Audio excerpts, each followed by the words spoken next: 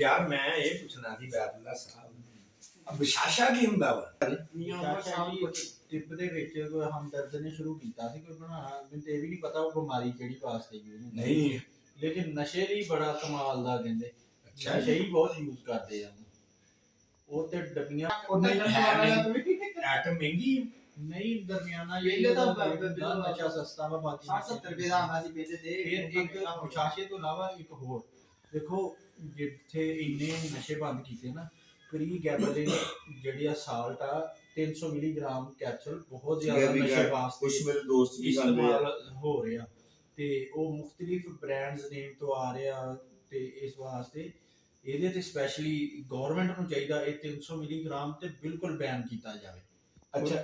ਸਹੀ 25 ਮਿਲੀਗ੍ਰਾਮ ਹੋ ਜਵੇ 50 ਮਿਲੀਗ੍ਰਾਮ ਆ 150 ਮਿਲੀਗ੍ਰਾਮ 75 ਮਿਲੀਗ੍ਰਾਮ ਨਹੀਂ ਫਿਰ ਉਹ ਨਹੀਂ ਲੈ ਸਕਦੇ ਪਤਾ ਉਹ ਨਹੀਂ ਲੈ ਸਕਦੇ ਤੇ ਡਬਲ ਡੋਜ਼ ਉਹ ਲੇਕਿਨ ਉਹਦੀ ਕਾਸਟ ਬਹੁਤ ਜ਼ਿਆਦਾ ਹੋ ਜਾਣਾ। ਜਿਹੜੇ ਨਹੀਂ ਵਿਸ਼ਾਸ਼ਾ ਜਿਹੜਾ ਮੈਂ ਤਾਂ ਵਿਸ਼ਾਸ਼ਾ ਹੀ ਕਹਿ ਰਿਹਾ ਉਹ ਵਿਸ਼ਾਸ਼ਾ ਜਦੋਂ ਬੰਦਾ ਖਰੀਦਦਾ ਵਾ ਉਹ ਜਿਹੜਾ ਸਟੋਰ ਵਾਲਾ ਵਾ ਜਾਂ ਦੁਕਾਨ ਵਾਲਾ ਵਾ ਉਹ ਬਗੈਰ ਕਿਸੇ ਤਹਿਕੀਕ ਤੋਂ ਬਗੈਰ ਕਿਸੇ ਗੱਲ ਤੋਂ ਹੀ ਦੇ ਦਿੰਦਾ ਵਾ। ਉਹ ਤੇ ਵੇਚਣੀ ਇਸ ਲਈ ਦਿਆ ਉਹਨੂੰ ਪਤਾ ਇਹ ਨਸ਼ੇ ਵਾਸਤੇ ਇਸਤੇਮਾਲ ਹੋਣਾ। ਉਹ ਨਹੀਂ ਤਾਂ ਤੁਸੀਂ ਦੇਖੋ ਨਾ ਕੋਈ ਨੀਂਦ ਦੀ ਗੋਲੀ ਲੈਣ ਚ ਨਾ ਸਟੋਰ ਵਾਲਾ ਕਹਿੰਦਾ ਉਹ ਭਾਈ ਲਿਖਿਆ ਦਿਖਾ ਇੱਧਰ ਸਟੈਂਪ ਦਿਖਾ ਦੇ ਆਹੋ ਡਾਕਟਰ ਦਾ ਜਾਂ ਕੋਈ ਪੇਪਰ ਪ੍ਰਿਸਕ੍ਰਿਪਸ਼ਨ ਕੋਈ ਉਹਦੀ ਦਿਖਾਵੇ ਤੇ ਵਿਸ਼ਾਸ਼ੇ ਦਾ ਸਟੋਰਾਂ ਨੂੰ ਮਿਲਦਾ। ਸਟੋਰ ਵਾਲੇ ਦੇਖੋ ਜੀ ਮੈਂ ਤੁਹਾਨੂੰ ਦੱਸਦਾ ਜਿੰਨੇ ਵੀ ਮੈਡੀਕਲ ਸਟੋਰ ਵਾਲੇ ਮਾਜ਼ਰਤ ਦੇ ਨਾਲ ਸਾਰੇ ਨਹੀਂ ਲੇਕਿਨ ਕੁਝ ਜਿਹੜੇ ਵੇਚਦੇ ਡਰੱਗਸ ਨਸ਼ੇ ਵਾਲੀਆਂ ਵਾ ਉਹ ਦੋ ਤਿੰਨ ਚੀਜ਼ਾਂ 'ਚ ਬਹੁਤ ਜ਼ਿਆਦਾ ਪ੍ਰਾਪਤ ਹੈ। ਇੱਕ ਨਸ਼ੇ ਵਾਲੀਆਂ ਦੂਸਰਾ ਜਿਹੜੀਆਂ ਵਾ ਵਿਆਗਰਾ ਟਾਈਪ ਗੋਲੀਆਂ ਇੰਡੀਅਨ ਜਿਹੜੀਆਂ ਨਾ ਸਮਗਲਿੰਗ ਦਾ ਮਾਲ ਬਹੁਤ ਵੇਚਦੇ ਆ ਇਹਨਾਂ ਨੇ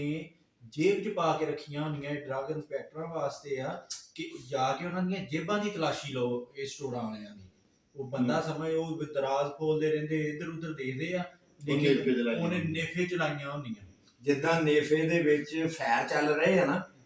ਜਿੱਦਾਂ ਉਹ ਕਹਿੰਦਾ ਮੇਰੇ ਫੈਰ ਚੱਲ ਗਿਆ ਨੇਫੇ 'ਚ ਇਹ ਬਿਲਕੁਲ ਇਦਾਂ ਹੀ ਨੇਫੇ 'ਚ ਫੈਰ ਹੀ ਚੱਲਣੇ ਚਾਹੀਦੇ ਆ ਲੋਕਾਂ ਦੀਆਂ ਜ਼ਿੰਦਗੀਆਂ ਬਰਬਾਦ ਹੋ ਰਹੀਆਂ ਇੱਥੇ ਲੋਕਾਂ ਦੇ ਡਾਇਲਿਸਿਸ ਹੋ ਕੇ ਲੋਕ ਕਬਰਾਂ 'ਚ ਚਲ ਗਏ ਲੇਕਿਨ ਇਹ ਬੇਰਹਿਮ ਮਾਫੀਆ ਵਾ ਇਹਨੂੰ ਕੰਟਰੋਲ ਕਰਨਾ। ਜ਼ਿੰਦਗੀਆਂ ਤਬਾਹ ਹੋ ਰਹੀਆਂ ਵਾ ਭਾਈ ਘਰਾਂ ਦੇ ਘਰ ਤਬਾਹ ਹੋ ਰਹੇ ਆ ਘਰਾਂ 'ਚੋਂ ਸਮਾਨ ਚੁੱਕ ਚੁੱਕ ਵੇਚ ਰਹੇ ਆ ਬੱਚਿਆਂ ਦੀਆਂ ਫੀਸਾਂ ਖਾ ਰਹੇ ਆ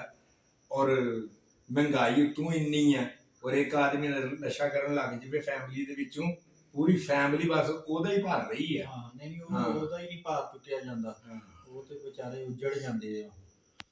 ਤੇ ਲਿਹਾਜ਼ਾ ਜੀ ਸਾਡੀ ਅਰਬਾਬ ਅਖਤਿਆਰ ਨੂੰ ਦਰਖਾਸਤ ਹਾਂਜੀ ਵਿਸ਼ਾਸ਼ੇ ਤੇ ਜਰਾ ਖਾਸ ਕਰਕੇ ਨਾ ਸਖਤੀ ਕੀਤੀ ਜਾਵੇ ਔਰ ਜਿਹੜਾ ਪ੍ਰੀ ਗੈਬਲਿਨ ਮਾਲੀਕਿਊਲ ਆ ਇਹਦੇ ਉੱਪਰ ਕੋਈ ਪਾਲਿਸੀ ਬਣਾਈ ਜਾਵੇ।